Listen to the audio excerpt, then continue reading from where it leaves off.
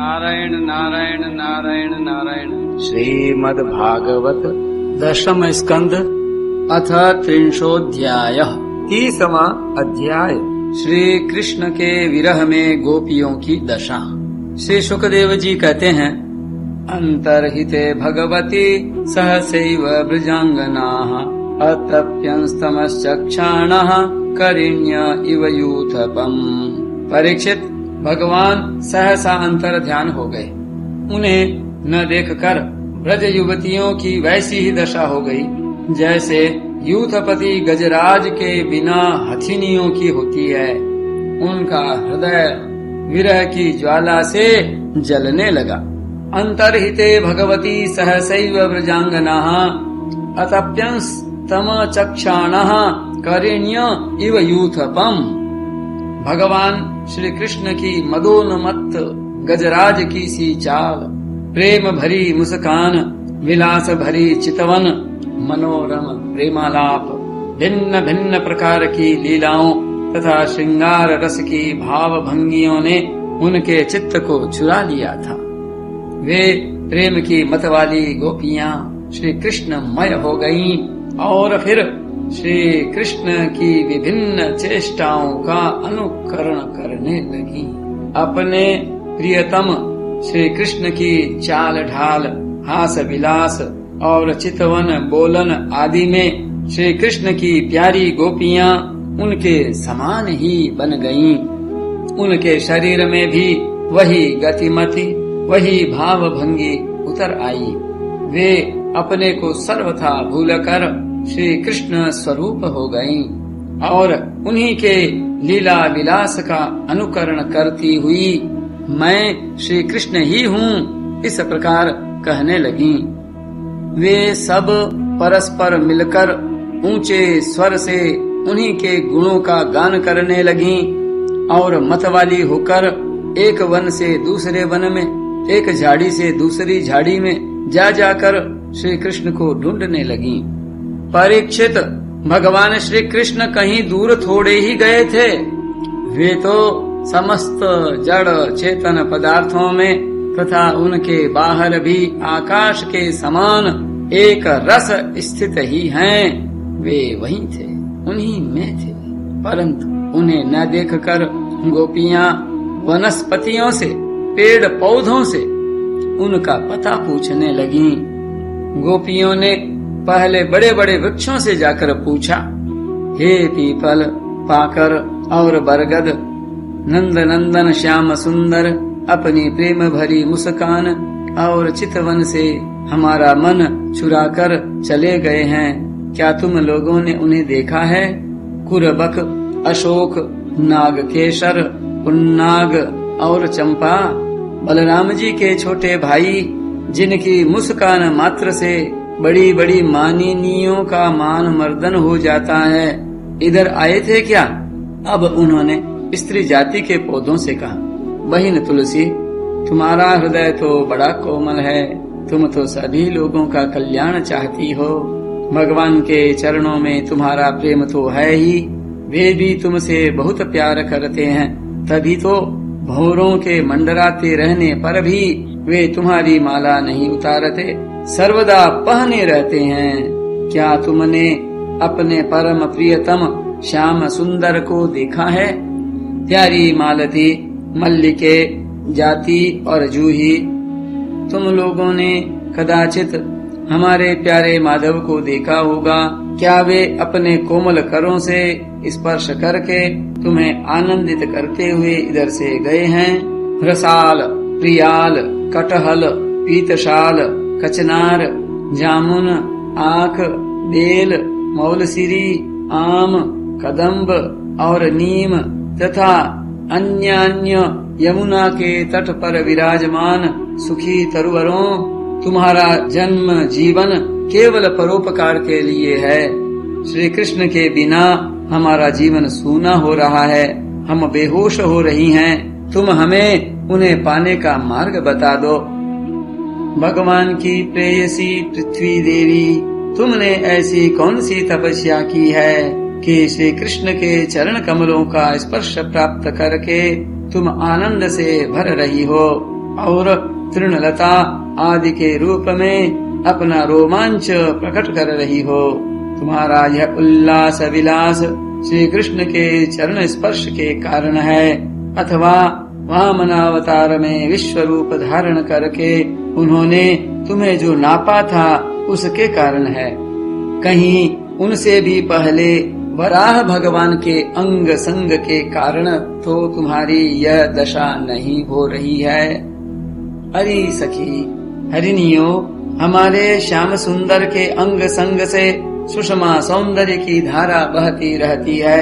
वे कहीं अपनी प्राण प्रिया के साथ तुम्हारे नयनों को परमानंद का दान करते हुए इधर से ही तो नहीं गए हैं। देखो देखो, यहाँ कुलपति श्री कृष्ण की कुंद कली की माला की मनोहर गंध आ रही है, जो उनकी परम प्रेयसी के अंग संग से लगे हुए कुछ कुमकुम से अनुरंजित रहती है। तरुवरो, उनकी माला की तुलसी में ऐसी सुगंध है कि उसकी गंध के लोभी मत वाले भौरे प्रत्येक क्षण उस पर मंडराते रहते हैं। उनके एक हाथ में लीला कमल होगा और दूसरा हाथ अपनी प्रेयसी के कंधे पर रखे होंगे। हमारे प्यारे श्याम सुंदर इधर से विचरते हुए अवश्य गए होंगे। जान पड़ता है तुम लोग उन्हें प्रणाम करने के लिए ही झुके हो, परंतु उन्होंने अपनी प्रेम भरी चितवन से भी तुम्हारी वंदना का अभिनंदन किया है या नहीं? अरे सखी, इन लताओं से पूछो, ये अपने पति वृक्षों को भुजपाश में बांधकर आलिंगन किए हुए हैं। इससे क्या हुआ? इनके शरीर में जो पुलक है, रोमांच है, वह तो भगवान के नखों के स्पर्श से ही है। अहो, इनका कैसा सौभाग्य है। परीक्षित, इस प्रकार मत वाली गोपियां प्रलाप करती हुई भगवान श्री कृष्ण को ढूंढते ढूंढते कातर हो रही थीं। अब और भी गाढ़ आवेश हो जाने के कारण वे भगवानमय होकर भगवान की विभिन्न लीलाओं का अनुकरण करने लगीं। एक पूतना बन गई तो दूसरी श्री कृष्ण बनकर उसका स्तन पीने लगी। कोई छकड़ा बन गई तो किसी ने बाल कृष्ण बनकर रोते हुए उसे पैर की ठोकर मारकर उलट दिया। कोई सखी बाल कृष्ण बनकर बैठ गई तो कोई तृणावर्त दैत्य का रूप धारण करके उसे हर ले गई। कोई गोपी पांव घसीट घसीट कर घुटनों के बल बकैया चलने लगी और उस समय उसके पायजेब रुन झुन बोलने लगे।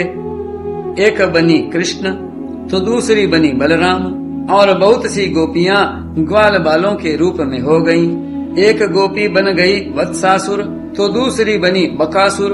तब तो गोपियों ने अलग अलग श्री कृष्ण बनकर वत्सासुर और बकासुर बनी हुई गोपियों को मारने की लीला की। जैसे श्री कृष्ण वन में करते थे, वैसे ही एक गोपी बांसुरी बजा बजा कर दूर गए हुए पशुओं को बुलाने का खेल खेलने लगी। तब दूसरी गोपियां वाह वाह करके उसकी प्रशंसा करने लगी। एक गोपी अपने को श्री कृष्ण समझकर दूसरी सखी के गले में बांह डालकर चलती और गोपियों से कहने लगती, मित्रों, मैं श्री कृष्ण हूँ, तुम लोग मेरी यह मनोहर चाल देखो। कोई गोपी श्री कृष्ण बनकर कहती, अरे ब्रजवासियों, तुम आंधी पानी से मत डरो, मैंने उससे बचने का उपाय निकाल लिया है। ऐसा कहकर गोवर्धन धारण का अनुकरण करती हुई वह अपनी ओढ़नी उठाकर ऊपर तान लेती। परीक्षित, एक गोपी बनी कालिय नाग तो दूसरी श्री कृष्ण बनकर उसके सिर पर पैर रखकर चढ़ी चढ़ी बोलने लगी, रे दुष्ट सांप, तू यहाँ से चला जा, मैं दुष्टों का दमन करने के लिए ही उत्पन्न हुआ हूँ। इतने में ही एक गोपी बोली, अरे ग्वालो, देखो वन में बड़ी भयंकर आग लगी है, तुम लोग जल्दी से जल्दी अपनी आंखें मूंद लो, मैं अनायास ही तुम लोगों की रक्षा कर लूंगा। एक गोपी यशोदा बनी और दूसरी बनी श्री कृष्ण। यशोदा ने फूलों की माला से श्री कृष्ण को उखल में बांध दिया। अब वह श्री कृष्ण बनी हुई सुंदरी गोपी हाथों से मुंह ढककर भय की नकल करने लगी। परीक्षित, इस प्रकार लीला करते करते गोपियां वृंदावन के वृक्ष और लता आदि से फिर भी श्री कृष्ण का पता पूछने लगी। इसी समय उन्होंने एक स्थान पर भगवान के चरण चिन्ह देखे। वे आपस में कहने लगी, अवश्य ही ये चरण चिन्ह उदार शिरोमणि नंद नंदन श्याम सुंदर के हैं, क्योंकि इनमें ध्वजा, कमल, वज्र, अंकुश और जौ आदि के चिन्ह स्पष्ट ही दिख रहे हैं। उन चरण चिन्हों के द्वारा ब्रजवल्लभ भगवान को ढूंढती हुई गोपियां आगे बढ़ी। तब उन्हें श्री कृष्ण के साथ किसी ब्रज युवती के भी चरण चिन्ह दिख पड़े। उन्हें देखकर वे व्याकुल हो गईं और आपस में कहने लगीं, जैसे हथिनी अपने प्रियतम गजराज के साथ गई हो, वैसे ही नंद नंदन श्याम सुंदर के साथ उनके कंधे पर हाथ रखकर चलने वाली किस बड़भागिनी के ये चरण चिन्ह हैं। अवश्य ही सर्वशक्तिमान भगवान श्री कृष्ण की यह आराधिका होगी। अनया आराधितो नूनम भगवान हरिरीश्वरः। इसीलिए इस पर प्रसन्न होकर हमारे प्राण प्यारे श्याम सुंदर ने हमें छोड़ दिया है और इसे एकांत में ले गए हैं। प्यारी सखियों, भगवान श्री कृष्ण अपने चरण कमल से जिस रज का स्पर्श कर देते हैं वह धन्य हो जाती है, उसके अहोभाग्य हैं। क्योंकि ब्रह्मा, शंकर और लक्ष्मी आदि भी अपने अशुभ नष्ट करने के लिए उस रज को अपने सिर पर धारण करते हैं। अरे सखी, चाहे कुछ भी हो, यह जो सखी हमारे सर्वस्व श्री कृष्ण को एकांत में ले जाकर अकेले ही उनकी अधर सुधा का रस पी रही है, इस गोपी के उभरे हुए चरण चिन्ह तो हमारे हृदय में बड़ा ही क्षोभ उत्पन्न कर रहे हैं। यहाँ उस गोपी के पैर नहीं दिखाई देते। मालूम होता है यहाँ प्यारे श्याम सुंदर ने देखा होगा कि मेरी प्रेयसी के सुकुमार चरण कमलों में घास की नोक गढ़ती होगी, इसलिए उन्होंने उसे अपने कंधे पर चढ़ा लिया होगा। सखियों, यहाँ देखो, प्यारे श्री कृष्ण के चरण चिन्ह अधिक गहरे बालू में धंसे हुए हैं। इससे सूचित होता है कि यहाँ वे किसी भारी वस्तु को उठाकर चले हैं। उसी के बोझ से उनके पैर जमीन में धंस गए हैं। हो न हो यहाँ उस कामी ने अपनी प्रियतमा को अवश्य कंधे पर चढ़ाया होगा। देखो देखो, यहाँ परम प्रेमी ब्रजवल्लभ ने फूल चुनने के लिए अपनी प्रेयसी को नीचे उतार दिया है और यहाँ परम प्रियतम श्री कृष्ण ने अपनी प्रेयसी के लिए फूल चुने हैं। उचक उचक कर फूल तोड़ने के कारण यहाँ उनके पंजे तो धरती में गड़े हुए हैं और एडी का पता ही नहीं है। परम प्रेमी श्री कृष्ण ने कामी पुरुष के समान यहाँ अपनी प्रेयसी के केश संवारे हैं। देखो, अपने चुने हुए फूलों को प्रेयसी की चोटी में गूंथने के लिए वे यहाँ अवश्य ही बैठे रहे होंगे। परीक्षित, भगवान श्री कृष्ण आत्माराम हैं। वे अपने आप में ही संतुष्ट और पूर्ण हैं। जब वे अखंड हैं, उनमें दूसरा कोई है ही नहीं, तब उनमें काम की कल्पना कैसे हो सकती है। फिर भी उन्होंने कामियों की दीनता, स्त्री परवशता और स्त्रियों की कुटिलता दिखलाते हुए वहाँ उस गोपी के साथ एकांत में क्रीड़ा की थी, एक खेल रचा था। रेमे तया चात्मरत आत्मा रामोप्यखंडितः कामिनाम दर्शयन दैन्यम स्त्रीणाम चैव दुरात्मताम। इस प्रकार गोपियां मतवाली सी होकर अपने सुध बुध खोकर एक दूसरे को भगवान श्री कृष्ण के चरण चिन्ह दिखलाती हुई वन वन में भटक रही थीं। इधर भगवान श्री कृष्ण दूसरी गोपियों को वन में छोड़कर जिस भाग्यवती गोपी को एकांत में ले गए थे, उसने समझा कि मैं ही समस्त गोपियों में श्रेष्ठ हूँ, इसीलिए तो हमारे प्यारे श्री कृष्ण दूसरी गोपियों को छोड़कर, जो उन्हें इतना चाहती हैं, केवल मेरा ही मान करते हैं, मुझे ही आदर दे रहे हैं। भगवान श्री कृष्ण ब्रह्मा और शंकर के भी शासक हैं। वह गोपी वन में जाकर अपने प्रेम और सौभाग्य के मद से मतवाली हो गई और उन्हीं श्री कृष्ण से कहने लगी, प्यारे, मुझसे अब तो और नहीं चला जाता, मेरे सुकुमार पांव थक गए हैं। अब तुम जहाँ चलना चाहो मुझे अपने कंधे पर चढ़ाकर ले चलो। अपनी प्रियतमा की यह बात सुनकर श्याम सुंदर ने कहा, अच्छा प्यारी, तुम अब मेरे कंधे पर चढ़ लो। यह सुनकर वह गोपी ज्यों ही उनके कंधे पर चढ़ने चली, त्यों ही श्री कृष्ण अंतर्धान हो गए और वह सौभाग्यवती गोपी रोने पछताने लगी। आनाथ रमण प्रेष्ठ क्वासी क्वासी महाभुज दास्यास्ते कृपणाया में सखे दर्शय सन्निधिम। हा नाथ, हा रमण, हा प्रेष्ठ, हा महाभुज, तुम कहाँ हो, कहाँ हो मेरे सखा? मैं तुम्हारी दीनहीन दासी हूँ, शीघ्र ही मुझे अपने सानिध्य का अनुभव कराओ, मुझे दर्शन दो। परीक्षित, गोपियाँ भगवान के चरण चिन्हों के सहारे उनके जाने का मार्ग ढूंढती ढूंढती वहाँ जा पहुँची। थोड़ी दूर से ही उन्होंने देखा कि उनकी सखी अपने प्रियतम के वियोग से दुखी होकर अचेत हो गई है।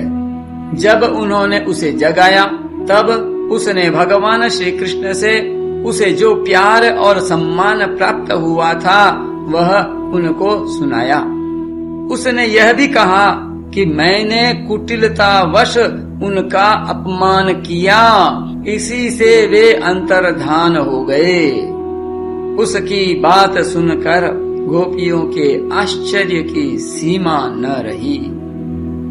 इसके बाद वन में जहाँ तक चंद्रदेव की चांदनी छिटक रही थी वहाँ तक वे उन्हें ढूंढती हुई गईं, परंतु जब उन्होंने देखा कि आगे घना अंधकार है, घोर जंगल है, हम ढूंढती जाएंगी तो श्री कृष्ण और भी उसके अंदर घुस जाएंगे, तब वे उधर से लौट आईं। परीक्षित, गोपियों का मन श्री कृष्णमय हो गया था। उनकी वाणी से कृष्ण चर्चा के अतिरिक्त और कोई बात नहीं निकलती थी। उनके शरीर से केवल श्री कृष्ण के लिए और केवल श्री कृष्ण की चेष्टाएं हो रही थीं। कहाँ तक कहूँ, उनका रोम रोम, उनकी आत्मा श्री कृष्णमय हो रही थी। वे केवल उनके गुणों और लीलाओं का ही गान कर रही थीं और उनमें इतनी तन्मय हो रही थीं कि उन्हें अपने शरीर की भी सुध नहीं थी। फिर घर की याद कौन करता? गोपियों का रोम रोम इस बात की प्रतीक्षा और आकांक्षा कर रहा था कि जल्दी से जल्दी श्री कृष्ण आए। श्री कृष्ण की ही भावना में डूबी हुई गोपियाँ यमुना जी के पावन पुलिन पर रमण रेती में लौट आईं और एक साथ मिलकर श्री कृष्ण के गुणों का गान करने लगीं। नारायण नारायण नारायण नारायण।